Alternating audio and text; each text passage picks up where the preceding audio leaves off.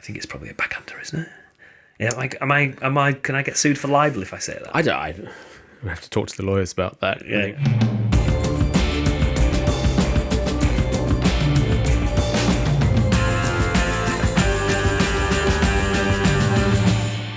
Cheers, mate. Cheers. Friday morning. Friday morning beers. Welcome to episode 2 of The Local, where Marcus and I get together and talk about all things going on in crypto. Hopefully you caught the intro episode and the first full-length episode. And if you are here after those two, well done. And we salute you. Thanks very much for doing that. And there's a lot of topics for us to talk about today. We're probably going to kick off on... Token. I didn't go. You didn't get to go. No. With your complexion, it's probably a good good thing. I've been to Dubai in the past, but only when I was young. Yeah. And I mean, it was my first time in the city there for business. How was it? Okay, let's break it down to a few different bits.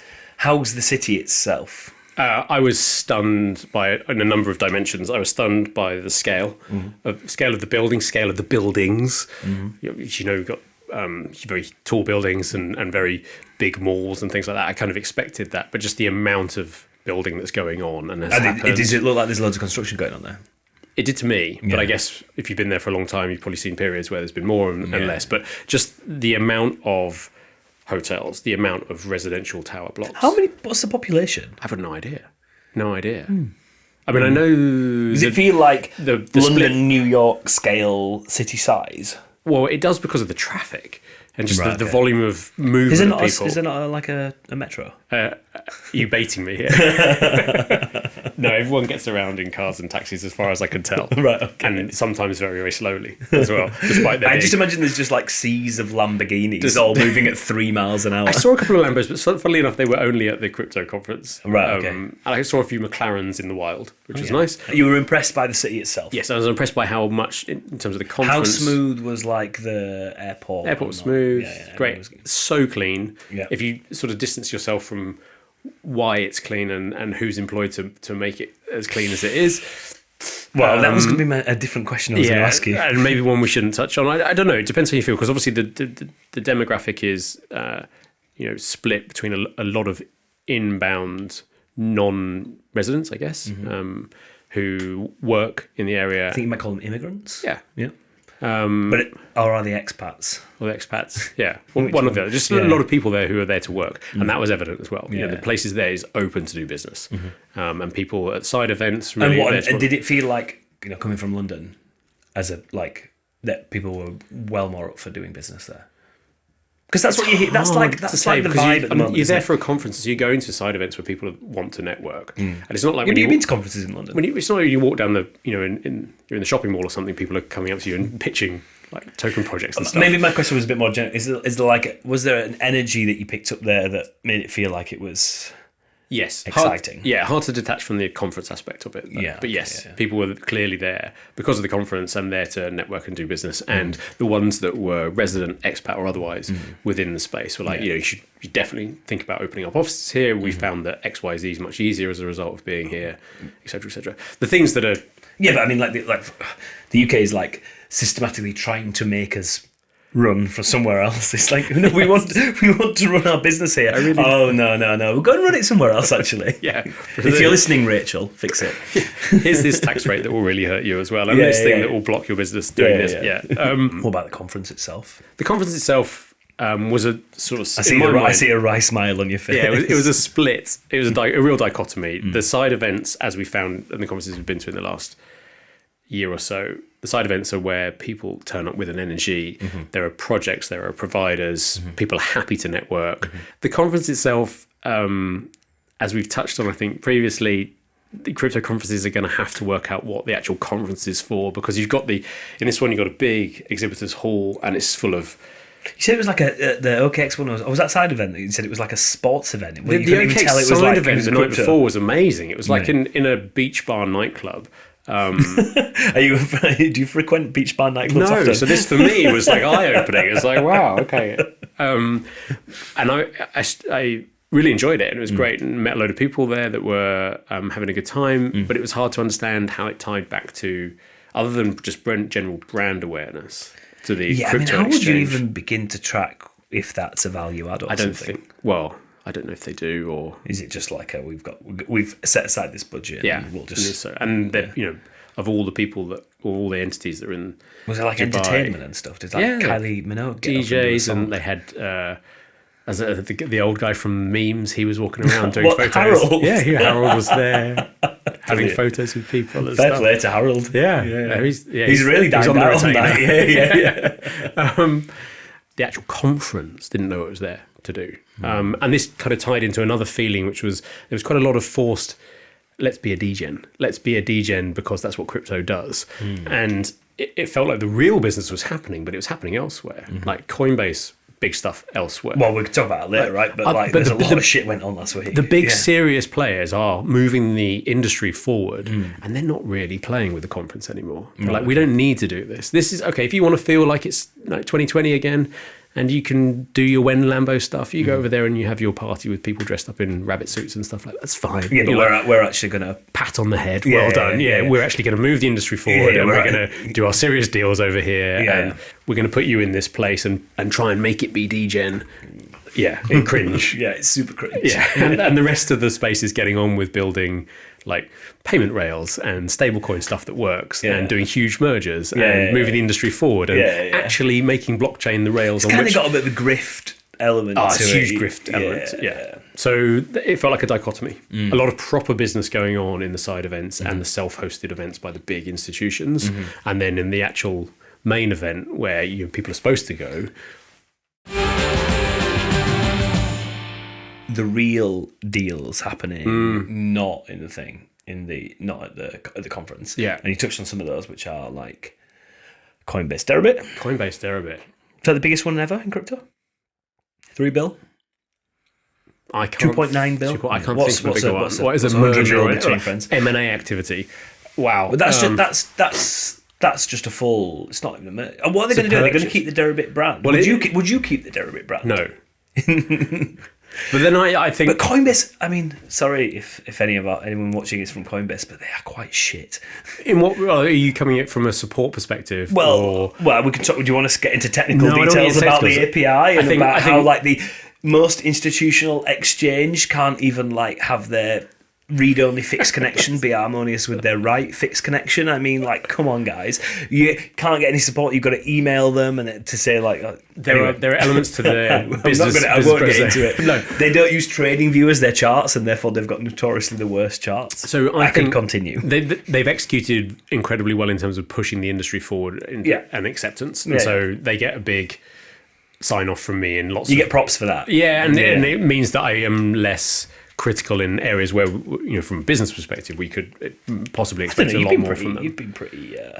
Yeah, but there's like Angry Hat Tim, where I have to cocktail hour Tim, we call him. Where I have to get things done, and people aren't listening to me. And then there's like trying to be slightly more appreciative of the. Oh yeah, okay. You can hold the two things in your head. Yeah, they've had a good impact in the space in general, I think. Yeah, no, I agree with that. But I just it makes me think about how far we have, like how.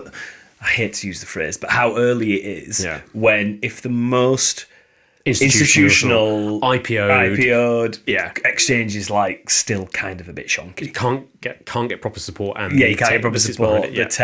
I mean, they've done. I can see why they've done some stuff, but it's a bit half baked how they've decided to do it. They haven't gone full. Is that because they're still in startup mode though, and they've built all these different things, and you can given what we do now, the fees you can get away with charging. Yeah. The fact that they're the only one who've got it gives you this sort of like incumbent advantage. You can get away with charging what I mean, some retailer paying like 30 basis points. No. More? If you go on the app and don't go on the Pro. The trading pro, I think they're charging like 1 or 2%. Yeah. Wow. But your question was which brand will you keep? Yeah. And but I haven't got onto the point where I can start kicking Deribit. So I just kick Coinbase first. Yes, exactly. I wanted to kick Deribit. And I think it's the right play for Coinbase in terms of a merger. Because it just gives them all the options tech. It gives them the options tech. And so Deribit have done some things incredibly well. They were really early on building institutional grade technology for options in the space, way before the space actually needed it. So they built like, their proper physical colo in Slough, and fast infrastructure, built well, minimal downtime relative to some of their competitors at the time, and they're doing options which are dimensions more complicated than just doing spot and perps and maybe some data future. And so they executed incredibly well on that on the tech side. And I think from what I understand anecdotally, that's probably reflected by the number of developers they actually have, which seems to be disproportionate to the amount of business that goes through on Deribit. But it is the dominant options exchange, right? And others have tried to eat into it. We've seen Binance do it. We've seen OKX try and do it. But my point about whether like options will really hit, I don't know if we discussed this before, but like, will options ever really hit for retail in crypto? I am a firm believer that options are only big in the mind of retail investors because the US have banned CFDs. Right. That's what, retail much prefers to trade a CFD. And understands this, if the price goes up, I make money. If the price goes down, which is what retail want to do, right? Yeah. I want to punt if X is going to go up or Y is going to go down. And because of the US regulatory framework, they've kind of been pushed into these options trading. And so they all want to trade 0-day options because 0-day options are kind of almost giving you some, you don't have any, you know options better than I do, but you're not getting any of this. All the theta decay is gone, right? So you're getting way more of just the delta. Just like a binary. It's almost like, exactly. And in crypto, you've had this. So, but you don't need that in crypto. Well, you've got perps as well. Yeah, you've got perps, exactly. So you can get that. So I think like institutions, I can see using it for hedging. This is, I think, their play. Yeah, right. I think you've hit the nail on the head. Is they're looking, in a world where we have even more institutional, genuine, long-only hedge funds, etc., in the crypto space, which is still not the case now. But we go 5-10 years down the line. Yeah. I think that's probably the play from Coinbase. Is like, we need to have a competitor to CME. Yeah. We need to have a competitor to the stock options guys from equities. Yeah. And the premium options venue in crypto has been Deribit. So it's an institutional play. They're not interested. They're not going to try and get the Robin Hood sort of kind of. I don't think so. No. Well, I just don't see it. We haven't seen it be a thing. Despite the prevalence of retail in crypto to date, and the degen nature of a lot of the trading, we haven't seen them move to options. Maybe there's a knowledge barrier thing there, but I think perps have just satisfied that. I just think it's way. Retail want to trade on go up, go down. Yeah.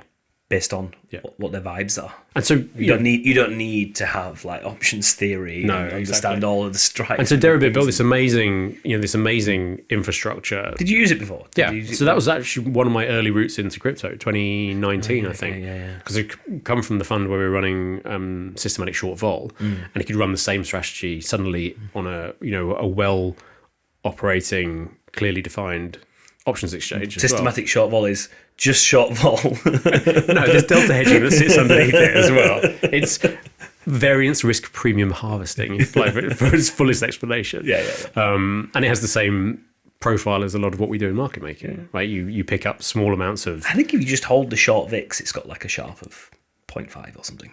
Yeah, but you can only hold it for so long, right? Because you have to manage the roll. Yeah, well, okay. I'm talking about handling the roll and all this kind of stuff. But Deribit, I think they were there 2019, and then they just iterated so slowly, and they missed all of DeFi summer, where suddenly people were contributing assets into pools, which had very, very similar characteristics to being short straddles. Yeah, and they could have hedged nicely with some vol product on the underlying, but they just didn't list any more underlyings. Took ages. I mean, do they even have Solana as an underlying now? I think honestly, because of my route in via equities and FX. Yeah, I've only ever really done delta. But I probably learned enough options theory to be able to pass a quant interview test, which is not much, right? Yeah, not really. Not if you don't need to derive black shells and then understand. I think that's what I learned how to do. Right. I think once you can learn how to derive it, you can understand how to do it. 99% past most of the people who trade options. Then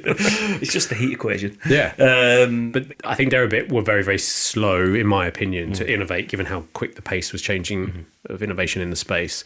But they did have really good technology. So it's good. It's good. You think it's a good deal for Coinbase? I think it makes sense. I don't know the financials. I've got no idea, but I think it makes sense in terms of Coinbase going.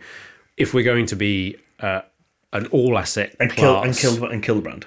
You just bring I it think all so. in house Yeah. in Coinbase. Yeah, and then it makes Coinbase the competitor to CME as institutional TradFi moves to crypto.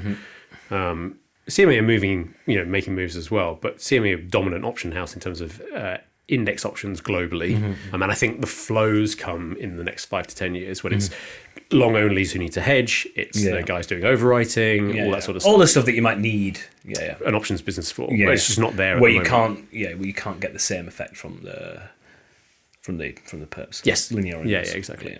So I think it's an interesting one. And and I think they'll kill the brand. I think we're done. I think it'll all become Coinbase wrapped. So what are the other big deals that happened? I think there were about 8 of them. So there was obviously Coinbase Deribit, which I talked about, and then there was the Stripe stablecoin one, which is a big one, which is a biggie.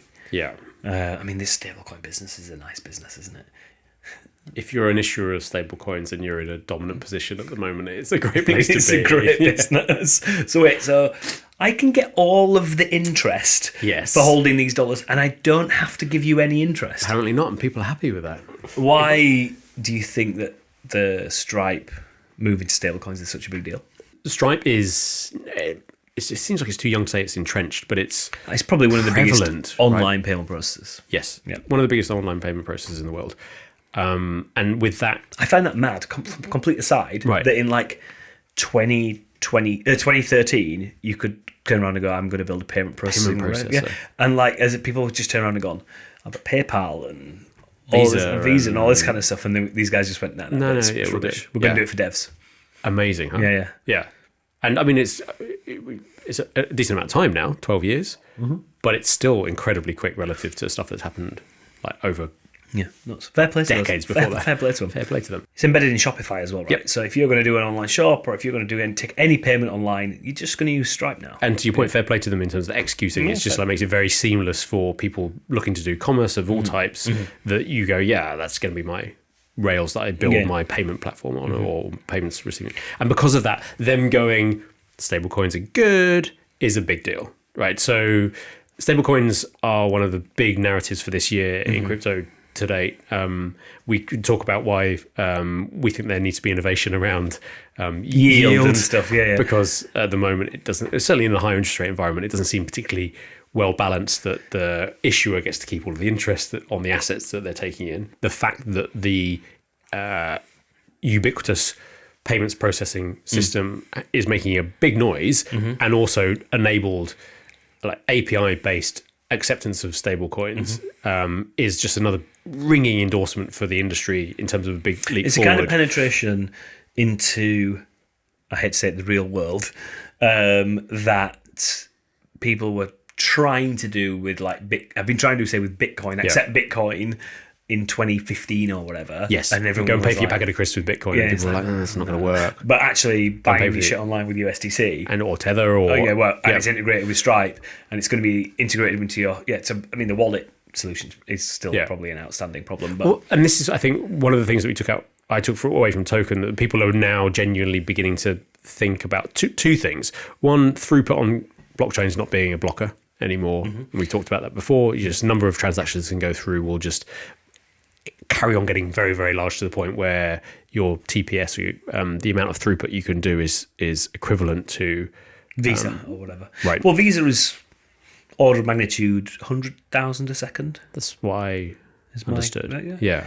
But and they talk about these real-time blockchains having these, but no one's ever really seen it in the real world. Well, we'll see. I think we'll see this year. Do you reckon? Yeah. So that was one of the big narratives. And then the other is the genuine account abstraction that's going to happen to make crypto seamless. Who wins on that? Is there a world where your HSBCs win on that and go, you could do stablecoins. It's going to be I think the layer ones, the actual blockchain rails win ultimately, because the pain of crypto for the last 10 years has been managing your wallet address and managing your secret keys and making sure that you don't send things to the wrong address or click the wrong link.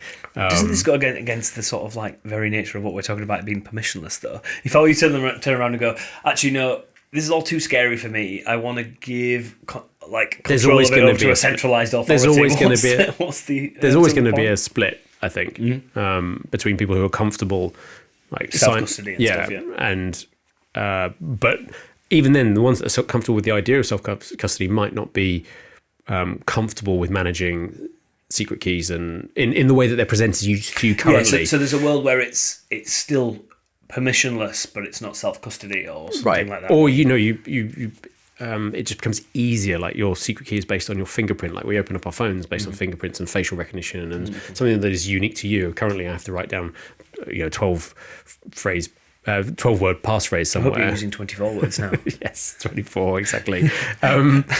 But that could be something that is biometric or individual to me. And I think that was the other thing. I think it's good to get the payment rails in, but I still do think you're going to have this. You're still going to have to be reasonably crypto savvy to want to pay with stablecoins. Yeah, and that's a generational thing. Yeah. Like there are generations growing up now, as we know from the people that we interview for jobs who have just been in that space. And just know it. And they're very comfortable with it. What else do you want to talk about? We can talk about. Do you want to talk about Optiva and IMC? The rumored IMC. The rumored, yeah. So other big deals that are going on, or other big deals that have been rumored. So we've had Coinbase Deribit in crypto. Obviously, we've had Stripe's announcement around stablecoins. I think it's stablecoin good. Stablecoin good. Use stablecoin good. Yeah. And then big rumors in TradFi market making that about Optiva, IMC and Optiva. and IMC might be coming together. And they're hated. Well, yeah, the supposedly hated or big rivalry. Let's say competition. Rivalry. And market making was born, created in Holland. So was it? Yeah, right, definitely. Was it the history? 1644 or something. They with all the agricultural stuff coming together. Yes. People going like, I want to sell this. They did basically sort of invent modern capitalism and stock market, didn't they? Well, certainly, and market making very early as well. But I might say, well, market making's been going on for quite a lot longer than that, though, right? Literally, you just go to a market and try and buy and sell goods. Different, is it? Well, no, because the idea of market making is you don't. In that regard, is you are given inventory and then you end up trying to be inventory flat completely. You don't really have any interest in the product itself. You don't think there was anyone in the old market towns in the medieval times who were running kind of went there, running ours. Maybe. Yeah, not wanting to hold the inventory, but knowing that if they bought it from Sheffield on Tuesday, they could run it down to London. And, possibly. Yeah, probably. But it wasn't financialized in the way that it was like the rules were set up in the way. Is that what the innovation was? The Dutch innovation came as a result of companies and shares in companies. Yeah, so that's and it was like people, where it becomes paper. Yes, exactly. That you're actually trading the abstraction away from the actual physical goods commodity. It was okay, there's this quarter of a company that I own that I no longer want to own, but no one's willing to buy it from me. Oh, and this person came up and was like, oh yeah, I'll buy it for you. And then they might have had someone that they would sell it onto. Yes, it's the paper nature of it that was the innovation. Which is like, I'm not quite sure how that differentiates from brokers. Like, I guess it's the principal to principal nature. So a broker will literally get two people to do the trade together, whereas a market maker will take the inventory for. Yeah, the broker never takes any inventory risk. No, exactly. Broker's just an introduction. Just an introduction between two people who want to do the same thing. Whereas market maker does indeed hold inventory risk for hopefully a small amount of time. Well, it depends. Depends on whether it's good Depends inventory. on whether you've got any directional view for a short amount of time. Tell me you don't have alpha buy. Starting a podcast. But that's a big deal in traditional finance, particularly within the market making space. That if they did come together, they would be a very large market maker. Now it's not anywhere near monopoly scale, but certainly in terms of European market making, they are. I don't think going back to. You think it's global anyway? I just don't think monopolies can possibly exist because of this. Yeah. Stochasticity. And between the and these little niches that people have, so I don't think you can ever get that. And there's too much strange like structural stuff as well, in that certainly in traditional finance where you have dominant players in terms of equity market making, and people thought about Citadel Securities and things like this, but you will have these structural imbalances where, okay, someone like Robinhood might do a payment for order flow or something to someone else completely. And so suddenly you have this relationship which has entrenched this ability for that business to grow off the back of a flow that the other person can no longer participate in. Exactly. That's why I think there's structural and randomness. I don't think you're ever going to get monopolistic. No. There won't ever be a worldwide market maker corp. And just because of the way the order books work, I mean, even so the way what would happen if you became if you were the monopoly of market making, and you're like, great, I can set my bid here and my ask here, because of the open nature of order books, someone else will come in and go, no thanks. You could do that, it's fine, but your monopoly gives you nothing. Exactly. Yeah, in a way, it doesn't, right? Yeah. So there's probably some convex. Point, which we're probably nearly at, where it's the optimal number of participants. Yeah, exactly. The competition is enough to keep it really quite efficient. Yeah, exactly. And not worth you but trying to do the efforts to become a monopoly. Because it brings you nothing. And also don't forget, market makers want other participants who are market makers who are bad at it. Well, bad at it, but also they operate on different timescales. Yeah, exactly. Different information. Yeah. You need these other participants that give you the diversity of the orders such that you can even begin to recycle risk. Yeah, exactly. And put your inventory somewhere else. Yeah, exactly. Someone's got different reasons. So there's probably yeah. So I don't think it's a path towards monopoly at all. No, me either.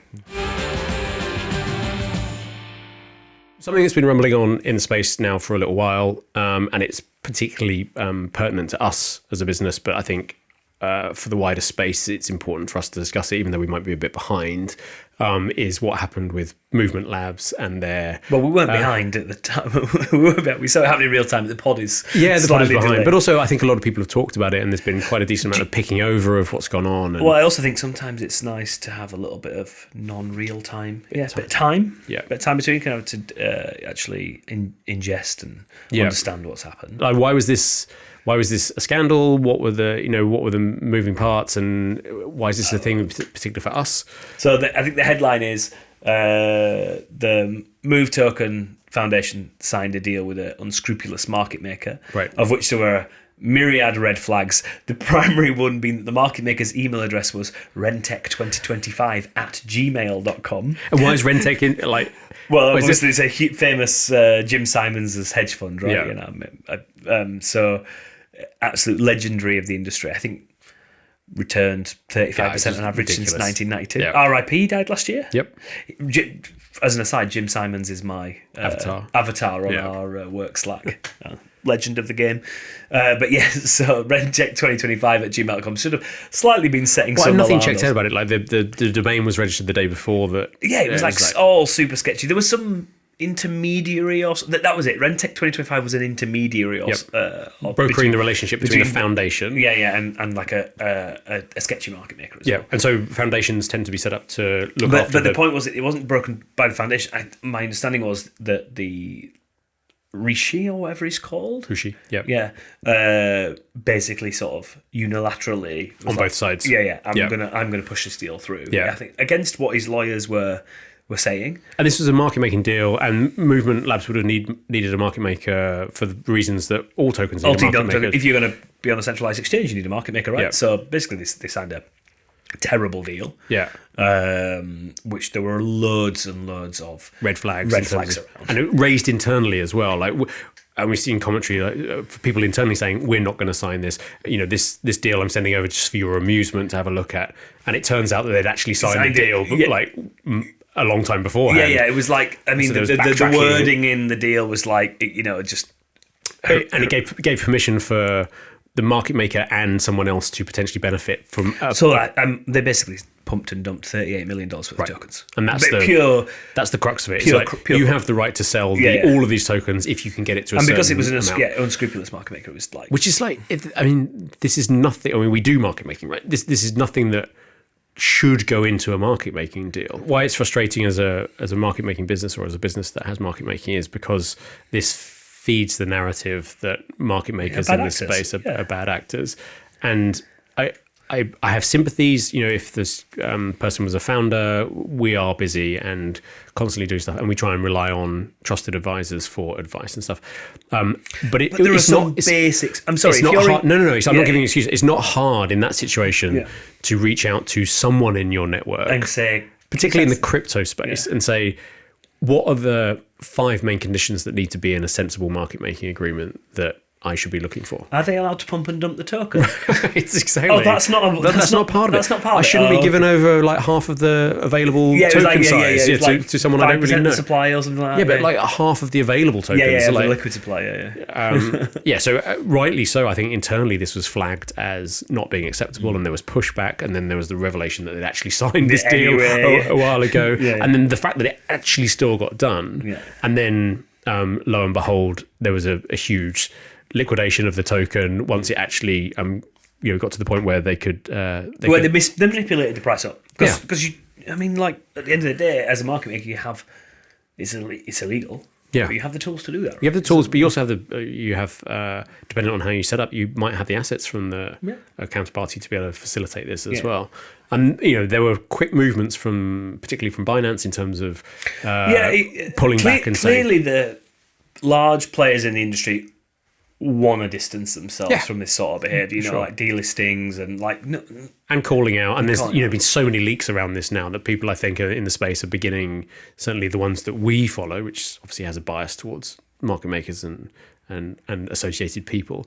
There's been a lot of commentary around trying to call out what happened here as not being the standard and distance themselves, but also point out where as an industry we can do better. And we've seen moves in the last week in terms of people signing up for code of conducts, and there's a bigger question about if market making is a standardized enough requirement, should there be a standard agreement that everyone adheres to?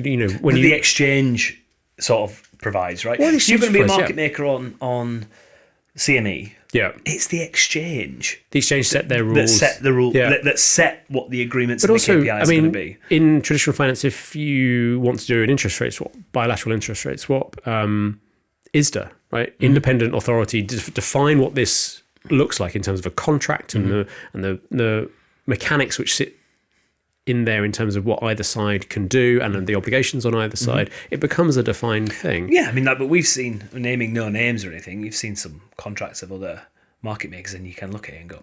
Yeah. Price targets have no place in a market making deal. It's not the job of a market... I'm going to say this now. It's not the job of a market maker to get your token to a certain price level. It's just not our job. Like, we provide liquidity. We make sure people can execute when they want to come and trade. An orderly market, basically. Yeah, an orderly market and minimal slippage.